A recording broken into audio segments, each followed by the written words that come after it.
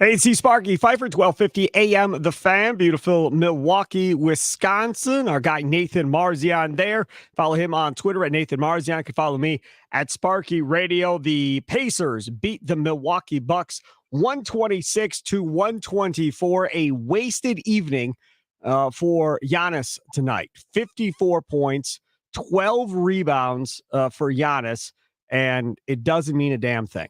And similarly, I was trying to rack my brain, and I had to Google it, unfortunately, because I'm old. I forget exact details. But I remember Michael Redd having a huge night and leading, in Bucks history, most points in the game with 57. I was like, I swore he lost that game. And I went and I looked, and sure enough, they did. They lost to the Jazz that night. I remember doing that post-game show. Redd looked like he was going to...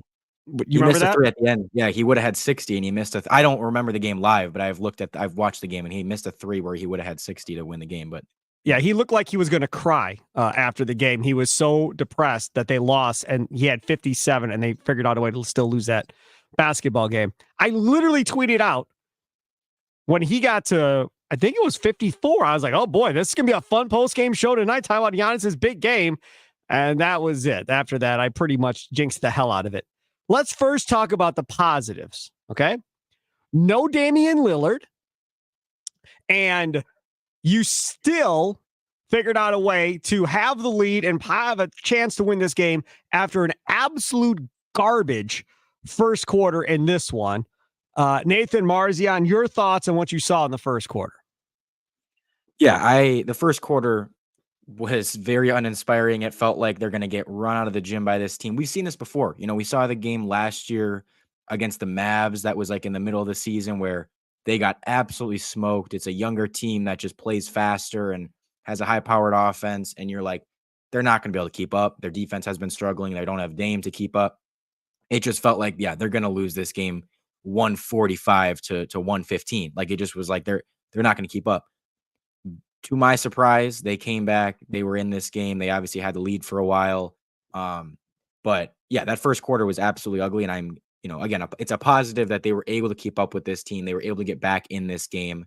And as bad as that last stretch was, last 3 quarters of this game, they outscored the Pacers by 12. So they're down 14 at the end of one. I think they were down like 18 or something at one point in the first quarter, but crawled back pretty quickly. And then from there on out, it was just kind of Giannis doing his thing and just absolutely dominating this game. Pacers made 23s tonight, and that kind of ended up being the killer for them, as they made a couple daggers down the stretch. And sucks that they lost this game, but I am at least happy that, because if you would have told me this would be the outcome halfway through the first quarter, I wouldn't have been mad. It sucks the way it happened. It sucks after they had a lead and kind of blew it at the end there. But midway through the first quarter, if you would have told me they're going to be right in this game down the stretch and they're going to lose by 2, I'd be like, hey, no. But what if I would have told you Giannis is going to have 54 and 12 before it's all over and they're going to lose? Would you have been okay with that? I would have believed, based on the first 6 minutes, I would have definitely believed that. Yes, they were down 20, and it was like, yeah, they're not, no matter what anyone does in this game, they're not winning this game. I would have believed you if you said Giannis is going to put up 50 in a loss. Yes, based on how that game was going. I just wasn't worried in the first quarter like everybody else was freaking out. People are calling Griffin a clown on Twitter and everything else. Everybody's all mad. And I'm looking at this, I'm going, guys, how many times have we seen a team get hot for a quarter or for a half, and then it's the exact opposite in the second after they go stone cold and they lose the game?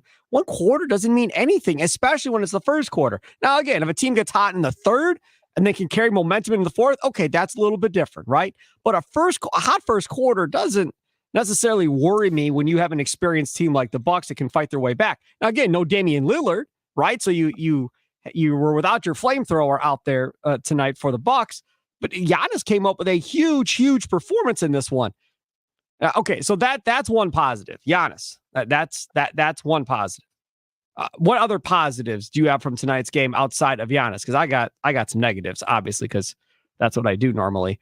But Giannis is one positive. What other positives do you have, Marzion?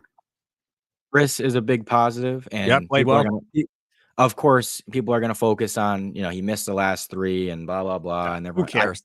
I know. I'm already getting people. Oh, yeah, Chris Middleton's good, mocking me for that. Get out of here. He had 19 points in 20 minutes. and shot the ball well and was, 4 assists. Like, he looked very good. He's been very good. Very pleased with Chris. He had a nice second quarter to, again, kind of keep us in that game. This was kind of before Giannis started going nuclear. Chris started going off. So that was good to see. Malik Beasley down the stretch was really good again. That's kind of 2 games in a row where, like, he didn't do much for 3 quarters, and then in the fourth kind of came alive, and he hit some threes tonight in the fourth, and then had a couple of defensive plays as well. And I thought Marzion off the bench was good. He didn't play much in the second half, which was a little bit frustrating, but in the first half he had some good minutes. But yeah, those were kind of the 3 main ones to me outside of Giannis. Like, the defense wasn't impressive, but I didn't expect it to be impressive at all in this game. Honestly, I expected them to give up 130 plus, so I'm not I'm not overly disappointed by the defense, and the fact that the Pacers shot 40% from 3 and, still didn't get to 130 plus, which I know 130 is terrible, but I just would have thought if they shoot 40% from 3, they're putting up, they were averaging 143 their last 2 games. So that it wasn't a positive at all, the defense, but I thought it could have been definitely worse. And then, um sorry, I just had a video playing on my thing. But and then, yeah, that's pretty much it. Offensively, it was largely just Giannis and Chris. Do we think that an NBA team in today's era, oh hell, any era, but before this current era, you weren't allowed to do this anyhow, so I guess that doesn't matter. Can you win an NBA title playing this much damn zone defense? I mean, is that a thing? Is Jim Boeheim going to coach the Bucks by the end of the year because we're going to play that much zone defense? Boeheim's going to come and coach the Bucks like it was Syracuse and just play zone 24/7. They play a lot of zone defense. And I think in large part they play zone defense because they can't play any other way without getting torched. It's like a failsafe for Adrian Griffin at this point of, well, we can't play the defense I want to play because we keep getting killed on it. So to hell with it, I'm just going to play it safe. And if the other team shoots well, we're going to lose. And if they don't, hopefully we have a better chance of winning. Because I'll tell you this much, Brook Lopez out on the wing guarding Tyrese Halliburton one-on-one is stupid. I don't, you can tell me every which way but loose how that makes good sense to you, and I'm not going to listen. That is dumb. He should never be out anywhere guarding a guard, but because of how this looks, now again, Giannis is on the floor, so Halliburton blows by him, and then Giannis has to come over and try and help. And I get it, but to me, you're setting yourself up for failure here if they can get in a position when they want to get Brook Lopez out there having to guard a guard. That's not good for anybody. Yeah, I agree. And I mean, they haven't played like an absurd amount of zone. It's been much more than we're used to, and it's been Way more. like, yeah, I mean, they're among the league leaders in zone in amount of zone they've played, but it's still, they're playing zone on like 5% of their possessions they had been coming into this game. I think this game, again, this was a game I expected them to really just struggle to find answers for this offense. This early in the season when you're still gelling, it's like I kind of figured they'd play more zone because it's like that's been working for them a little bit, and I don't expect that a younger, quicker, good shooting team is going to, we're going to really be able to lock them down in man to man. So I'm not surprised at them going to the zone. I don't think it's anything that they'll be completely relying on all season, or like, I just think that it's something that if teams are really starting to get hot on us and teams are really starting to just score at will on us, yeah, it's something they can throw out there. It's something they can do for the closing minutes of a game, or something they can do for, a quarter or half a quarter or something like that, just to kind of get the other team to at least think about what they're doing. Because in that Pistons game, we saw the Pistons got so comfortable. Sasser was getting so comfortable out there, and just they were doing whatever they wanted. Throwing the zone out there just at least makes them kind of second guess things. At least it gives them a different look, that they're not just comfortable getting into one-on-one and getting into isolation. It's like, okay, now you're in a zone. It just throws them off a little bit. And so I'm okay with it. And yeah, I mean, again, I think they're, 4 or 5 minutes away from us having a very different conversation, because the defense, they only had allowed 10 with probably 5 minutes left in this game. And then again, down the stretch kind of collapsed there, but it wasn't terrible for basically the second, third, and half of the fourth quarter. Well, that's good. We should judge about if it wasn't terrible. Oh, okay. I mean, I'll honestly say it wasn't. I mean, I want to look up how many points they scored, and the fact that it wasn't terrible when you are a bad defense going against the number one offense in the league, that you can be pretty good for 60-70% of the game defensively. I think that's pretty good. Let's talk about some of the negatives. Where this team misses Dame Lillard is what happened at the end of the game. He cannot, and I know he had 54. He can't be the guy at the end of the game, Giannis. I'm sorry. Can't be that guy. He can't. Like, give the ball to Middleton. Let him run point forward if that's what you're going to do. Let Campaign make a decision. That's fine, too. I can't have him holding onto the ball and try to initiate at this point. The pass to Lopez, okay, whatever. Like, that was either on Brook, should have been looking, and then that's on Giannis's fault, whatever, but it's a turnover. And then you come down again, and you turn it over again, trying to dribble in traffic. Reminds me of Glenn Robinson. You can't have him be that guy at end of games. If Lillard's not out there, it's going to have to be Middleton. That's where I'm at. And again, people are on, I'm looking at the comments on YouTube, and Rainbow Trout says Giannis is just helpless in the last few minutes of a close game. And the same thing was being said on Twitter. And I don't disagree. And I feel bad, right? Why are we coming at a guy that had 54 and 12 and being like, dude, you can't be the guy at the end of the game. When you have 54 points, how are you going to tell Coach Prunty, don't give the ball to the guy with 54? That's a big, big, tough thing for Coach Prunty to have to do, especially when he's not the head coach to begin with. To look at Giannis and go, now we're going to run some offense for Middleton. What? I got 54. Give me the damn ball. Get out of my way. I'll do it. But realistically, he can't be the guy. He can't be the guy. I'm sorry. But they did, I mean, several of those possessions down the stretch, the ball was in Chris's hands. This isn't like they were just giving it to Giannis 100%. There were a couple that Giannis kind of took, and I don't blame him for that. What'd you say? Back-to-back turnovers on Giannis at the end of that game. I don't blame him for back-to-back possessions in the clutch, thinking I have 54 points and I'm going to try to score here. But they did go to Chris several times as well. And Chris scored on one of them. There was another one where I think he ended up getting it back to Giannis, and then I don't remember what happened after that. And then the last possession, they drew up a nice play to get the ball to Chris and get him a good look. So I don't know. Yeah, yes, Giannis struggled down the stretch. Yes, I agree. It should not be him down the stretch, but I can't be critical of him after 54 and 12. Like, I can't be mad at him for thinking that for a couple possessions down the stretch, I'm going to try to do what I've done all game. And it just didn't work out. They just, they made some nice plays. There was a couple that they just swatted away. And it's like, I mean, you kind of live with that a little bit. It's like, if you're going to go down, you're going to go down with Giannis, the guy that has 54 points, trying to score the ball. But obviously, ideally you have Dame out there. Ideally you're running through Dame. And if Giannis didn't have 54, and was struggling a little bit more throughout the game, I'd kind of be more on the board of like, yes, they have to get the ball to Chris. I wanted them to get the ball to Chris, but I can't be mad at Giannis for what he did. So two things. One, I don't think he gets 54 if Lillard's playing. That's not going to happen because Lillard's going to get his shots. So first, let's start there. But let's just say Giannis has 54 points. Dame Lillard has, 15, 20, whatever he may have, right? They're both on the floor with Middleton. At the end of a game, same scenario, but Lillard's on the floor. Giannis does have 54 and 12. Lillard's got 15, 20, whatever. Does Giannis get the ball in that same scenario? No. But he's got 54 now. And Giannis goes, hey, Damian Lillard instead of Chris. You have Damian Lillard instead of Chris. I understand. That's a completely different scenario. Giannis has 54. Giannis goes, hey, give me the ball. I got this. I got 54. Give me the ball. And you're Lillard. Are you going, all right, man, here you go? Or if you're Lillard, are you going, nope. I know you got 54. I got it. Depending on the situation, but for a possession, sure, go ahead. And if it's struggle, and if you don't score, or if you turn the ball over, or if you do something wrong, okay, then the next possession, I'm going to say, no, I'm taking this one, which is fair.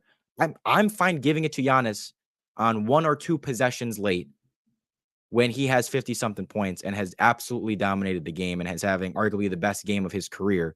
I'm not saying give him the ball at will and he should, just bow down to Giannis. Like, no, I'm saying I have no problem with one or two possessions. You give it to Giannis, especially when you don't have Dame. But even if you have Dame, like maybe, once or twice you can try that. If it doesn't work, then you go right back to Dame.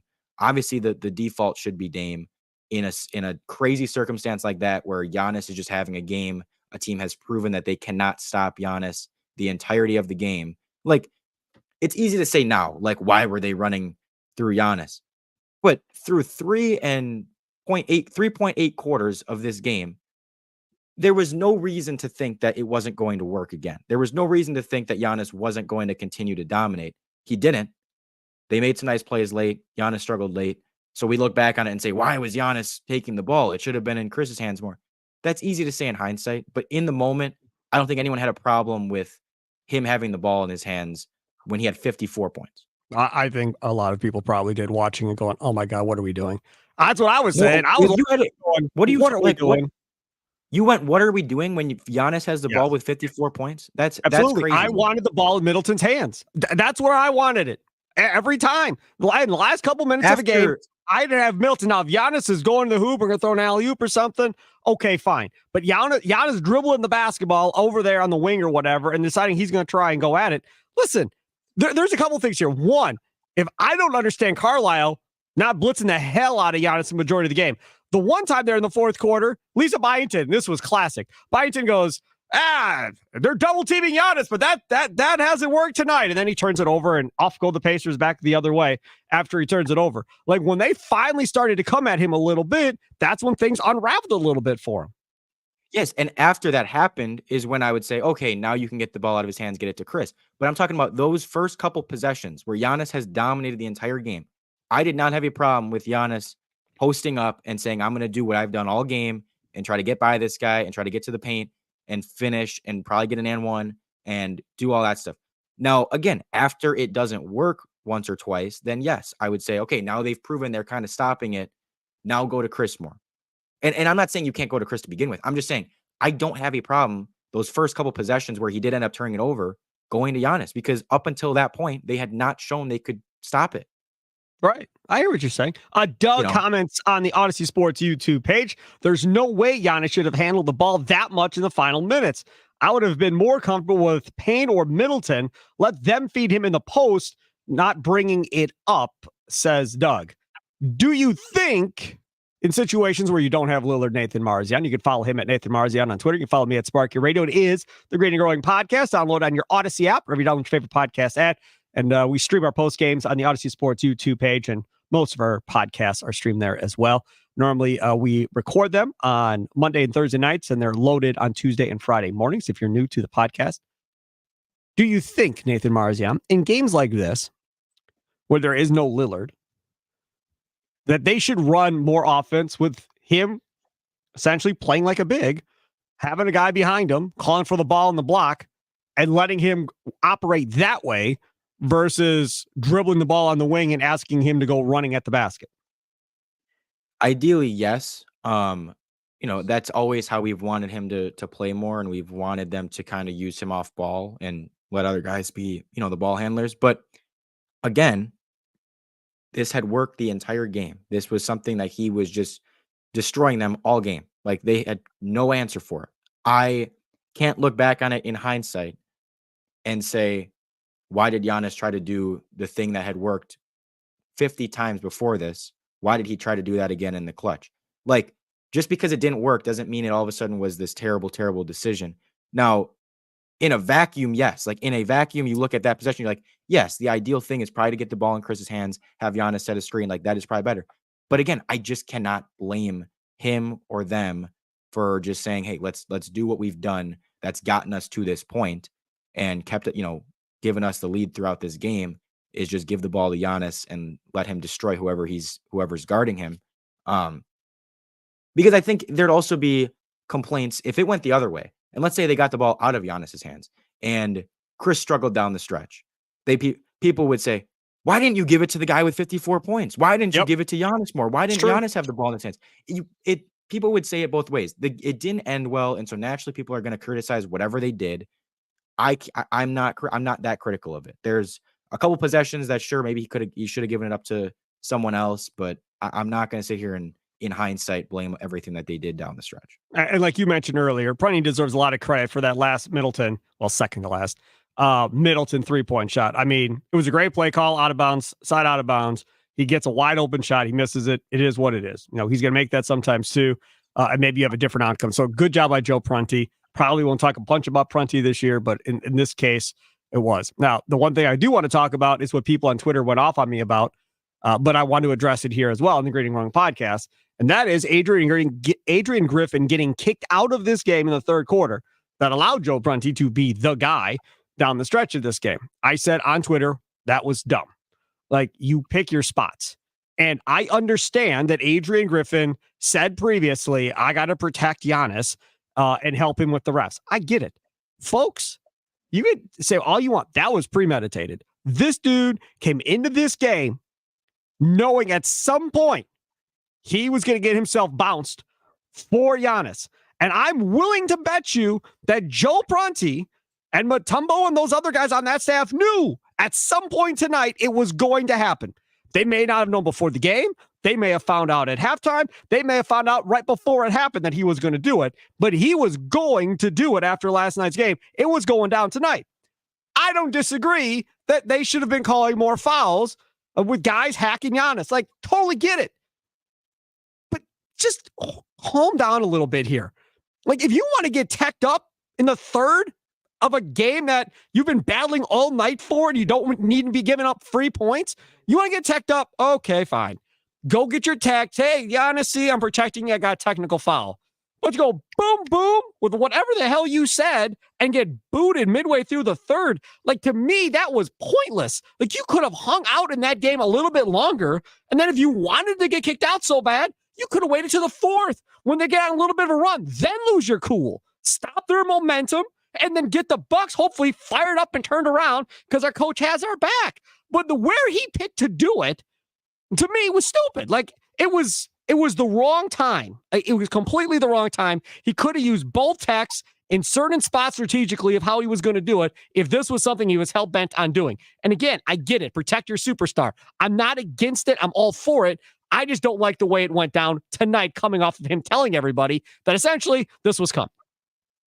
Yeah, I don't disagree with what you're saying. I think you could have used the two differently. Like, you didn't have to get both right there. It didn't have to go on the way it did. Right. I don't have a big problem with it. I didn't see that happen and go, oh my God, what is he doing? This, and again, they played well for a pretty long stretch after that happened and still had the lead. Like, I think if we didn't collapse in the final few minutes, we're not having this type of conversation about that, because it's like, hey, they won and nobody's really thinking about it. So I don't know. I'm not overthinking it too much. Like, I'm not putting too much into that. I'm happy he stuck up for Giannis after, and I'm sure some of it was kind of, it's obviously a lot of it just because he said he would their last game. Yes. Like you said, like, this was kind of the time to do it. So it's probably a little bit manufactured, a little bit fake, but still, I'm glad he did show that. I'm glad he did, do that. And unfortunate that he obviously had to get thrown out and we were left with Prunty for the last quarter and a half. But yeah, I didn't have a big problem with it. Could have been left with Terry Stotts, but that didn't happen either. Let's talk about something else here. We all have to understand something, including me, right? I'm going to be guilty of this throughout the year. And you'll be like, Sparky, you said yourself. We have to give this dude some slack. We have to give him some space to breathe a little bit and make some rookie head coach mistakes. Like, it's going to happen. And to me, that was a rookie mistake. That was a rookie head coach mistake that was hell-bent on getting kicked out and doing something for his superstar. Fine. It is what it is.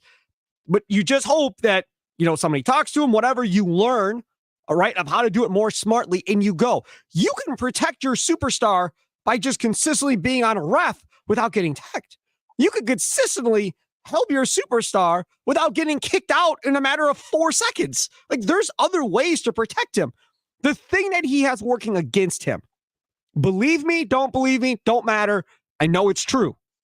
He doesn't have that level of gravitas or respect from the referees. He doesn't. He's only been a head coach for a handful of games. This is not Popovich. This is not Spoelstra. It's not even Bud. Like, Budenholzer held more with these guys because they've known him forever, and he's been around, has had success, and won a championship. Adrian Griffin, some rookie. It's a new voice in their ear. They don't really, they know him because, you shake hands, whatever, you talk to him before a game, but not at like this.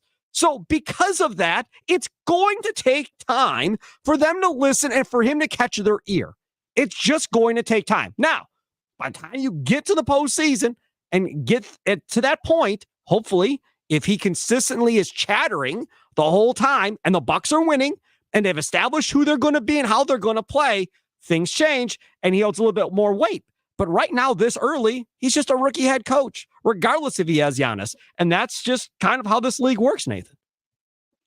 Yeah, the people that are like, get rid of Griff, he can go, he's got to go. It's like, oh my goodness. Like, it's been 7, now 8 games. Like, chill. Yep.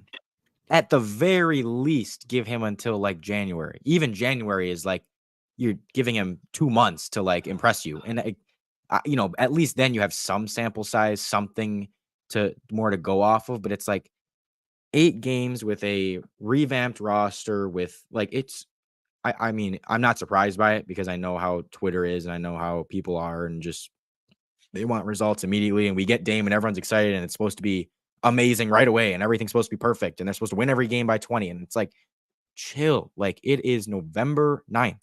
And early in this game, I tweeted, I said, I don't think, I right away, I was like, this game I think is going to be ugly. I thought this whole, like all today, I was like, I don't think they're winning this game. I think they were going to, lose something along the lines of like 135 to 117. Like, I just was like, they're going to lose by 15 to 20 points and give up a ton of points. And it's going to be kind of ugly. Their Pacers are kind of a tough matchup for us. Again, a young team, one of the best offenses. It was, and right away it started like that. And I was like, they're down, I don't even remember what it was, 30 to 12. And it's like, yeah, this is not going to be pretty. But I wasn't, I go on Twitter and I'm somehow one of the more positive people. I'm like, yeah, this game is going to be ugly, but hopefully they can at least hold them under 150. I kind of said as a joke, and then I go on and everyone's like, this team sucks. Get rid of Griff. Oh, Griffin's got. I'm like, what are we talking about? Like, it is the 8th game of the year. That's the other thing too. If you listen to this podcast, Green and Growing podcast, you've heard Nathan say, I mean, every podcast, at least once, every podcast, sometimes a lot more than once. Marzion will say, I don't care about X player or X scenario. I only care about what happens in the playoffs. I don't care about the regular season. How does this player or this coach or whatever help us in the playoffs? Because that's where it counts. So from what Marzion just said, that's when we're going to find out how good Adrian Griffin is. It's going to be in the playoffs. He's going to make mistakes in December. He's going to make mistakes in January, probably in February, March. But when you get to the playoffs, don't make boneheaded mistakes that cost your team games, because that will make you a very short-lived head coach in Milwaukee if everybody points to you and says, you're the reason that we lost the series. Bud was the reason a couple of times, but he got the free pass because he had the track record. Adrian Griffin has no track record of being a head coach. So it could be a very, very short stay in Milwaukee if he does cost them in the playoffs, especially with the amount of money you're having to pay Damian Lillard and the repeater tax and all this other money you're throwing at it. These owners are not going to have the patience to sit around and wait for you to figure it out. I got one more thing. Actually, 2 more things I want to talk about. Marshawn Beauchamp. Damn. He might be better than we all thought coming into this thing. If they keep giving him a little bit more run, he looked okay tonight. Andre Jackson Jr., I mean, I don't know. Like, he came in, got a couple quick fouls, went back down. Okay, I guess. You saw him yesterday. He's long, play some on-ball defense. But I don't see how he fits into this thing at the end of the year if he can't give you something offensively, Marzion. Yeah, I think naturally people with him being a young player, with him being athletic and all that, people are going to be infatuated with him and think he needs to be playing all the time and he's the answer and he's the wing stopper and blah, blah, blah. I think he's good in spurts. I think there's moments where you're like, okay, throw him in there for some point of attack defense to, again, apply some pressure, throw the other team off. I thought the third quarter against the Pistons last game would have been a perfect time for that, where, again, they were getting comfortable and it was like, throw him in there and make them uncomfortable. Even if he's not very good, even if he's not very good offensively, like just throw him in there for defense. But he's not someone you're going to be relying on to play actual real minutes consistently in meaningful games. Like, it's just not going to happen. And that's there's nothing wrong with that. He is a 36th pick or whatever he was as a rookie. Like, that, if he was playing meaningful minutes, that'd be insane. Like, and in a good way. Like, that'd be crazy if he was able to play meaningful minutes in the playoffs for this team. But I'm not expecting that. I don't think people should be expecting that. I think you should just say, or you should just expect that he is going to be a spot play guy and just throw him in. And hopefully they do that. Hopefully they are. I like that they threw him in there early tonight when, again, they got off to such a slow start, and it was kind of like, okay, just throw him in there. That's the kind of stuff that I'm talking about, where I like that he's playing in those situations, but I'm not looking at him as he is the answer. He is someone that needs to be playing real, regular rotation minutes consistently, because I just don't think that's realistic. But Marzion was good. Again, I thought in his limited minutes tonight, was good last game. He's been pretty impressive. He's been someone that looks like he can play, some regular rotation minutes and be a difference maker for this team. So that's a positive, as I mentioned before, to take away from tonight. Okay. We were not on after last night's game, and I want to discuss before this podcast is over. Green and Growing Podcast. Download on your Odyssey app, wherever you download your favorite podcasts at. They get posted usually Tuesday and Friday mornings. It's up at 3:30 in the morning, I think, that gets posted at. So if you miss it on a Monday or a Thursday night when we're doing it live, you can always listen to it then. Can we talk about the Giannis getting kicked out thing, please? Is that okay with you? Yeah. He deserved to get kicked out. Hold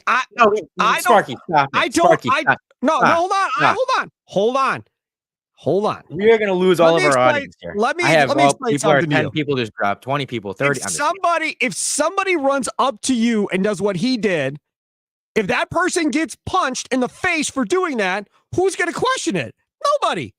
It wasn't like he dunked the ball, stood and looked at dude, and then ran down the court. Okay. Like, if they would have teed him up for that, I mean, okay, that's weak. He ran up to him in his face and gave him a look. You can't do that. That's not a thing. That is the definition of taunting. Like, that'd be like standing over a guy, staring down at him. Can't do that either. It's in the NBA rules. Like, we're not making this stuff up. I get we all love Giannis, and everybody thinks it's weak because Giannis is the nicest guy in the world, and we all love him like he's our own. I get it. But by definition, that was the right call by the referee. You can't run up to a dude and make a face. That's not a thing. If somebody ran up to Giannis and made a face, what do you think Giannis is going to do? Shove him? He's going to do something. He's not going to get punked like that. I mean, that's ridiculous. You can't do that. He didn't run up to him. He sure did. He dunked the ball, and his momentum was taking him. His momentum. Yes, when you dunk the ball, when you run and dunk. He's running and dunking the ball. You're naturally going to go forward a little bit when you land. And that's what he did. He went forward. Isaiah Stewart's right in front of him. Gave him a stare for 0.8 seconds. Turned around. Isaiah Stewart was standing still. This dude came right in his face. Sparky, did that to him. If that dude would have punched Giannis, all hell would have broken loose. And what would everybody have said? Oh, the guy should have just taken it. No. There's no way. There's no way. There's no chance. Now, again, I love Giannis. Big Bucks fan. In that situation, it should have blown a whistle. Sparky, I'm just telling you, you're in the very small minority on this one. Oh, I don't care. Audience, I'm sorry. I have to listen to this garbage, because he's Sparky. Watch the play again. I did. I watched it 5 times. He's running on a fast break, throws it down on a fast break. Obviously, he's going to move forward a little bit as he's dunking. Then turn around and run back. I'm talking about this. You can't be running up in a guy's face and doing that. He didn't run up in anyone's face. He dunked the ball, looked at him, and turned around. That's it. He was less than a foot from that dude. Less than a foot. Like, that's pretty close. Yeah, because when he dunked the ball, he was right on top of him. I understand, but my point is, okay, if your momentum takes you there, you can't be doing that. Turn around, run back down the court. You can't. You just can't. It doesn't matter. It doesn't matter. It's just not a thing, man. All I'm saying is, I don't blame the referees for it. I would have blown the whistle too. I would have done the exact same thing. If it was Giannis doing it, if it was Middleton, Brook Lopez, like if it was Middleton or Brook Lopez that did the exact same thing, and as you put it, the momentum carried them that close to Stewart, if they would have done the same thing and they would have got kicked out, would it have made the national media? No, because it's not Giannis. Right. Nobody would have said boo. Oh, yeah, you deserve to get kicked out. That's right. Giannis does it, and all hell breaks loose around the NBA. Oh, my God. I can't believe they kicked Giannis out for that. If Middleton does it, nobody says a word. I mean, Bucks fans would, but either if Giannis, last thing I'll say about it is like if Giannis truly had gone out of his way to run, like we saw him. I mean, this was a different scenario where he kind of almost headbutted someone, but when he ran up to Bruno Caboclo in that one game like years ago, I don't know if you remember this, but he dunked on him. It was something he remembered from like the Olympics earlier, and he literally ran down the court up to him, got in his face. Yeah, that's a tech. He dunked the ball, looked at Isaiah Stewart and turned around. That's not a tech. That's literally just mean mugging after a dunk. He's done that 700 times in his career. And I'm pretty sure Larry Sanders is responsible for that whole thing.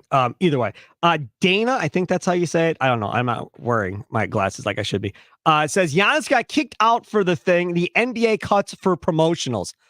I think it's a great point.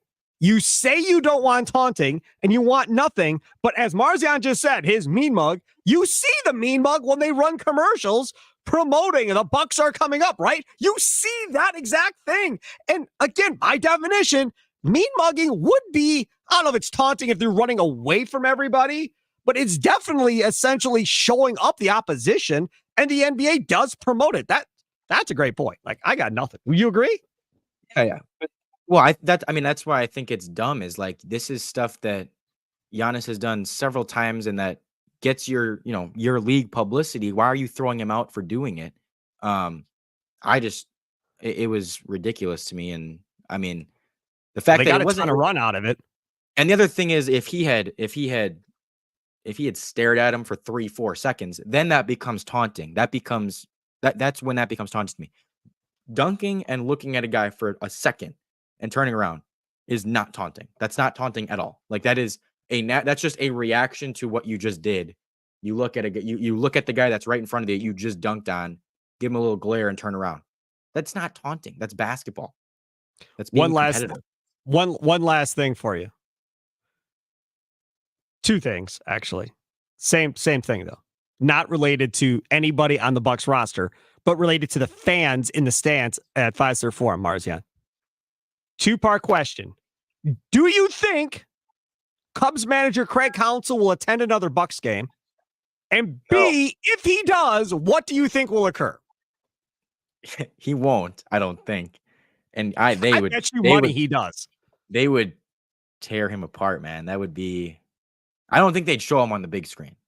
Oh yes, you have to. Absolutely. I don't think they would. I mean, I'll be cheering for him. Obviously, he's a Cubs fan. Sorry, folks, if you're new to the podcast, he's a Cubs fan. My Cubs. We're coming. Yeah. We're coming for the Central next year. But anyways, if y'all get Ohtani, it'll be tough to beat you. I'll give you that.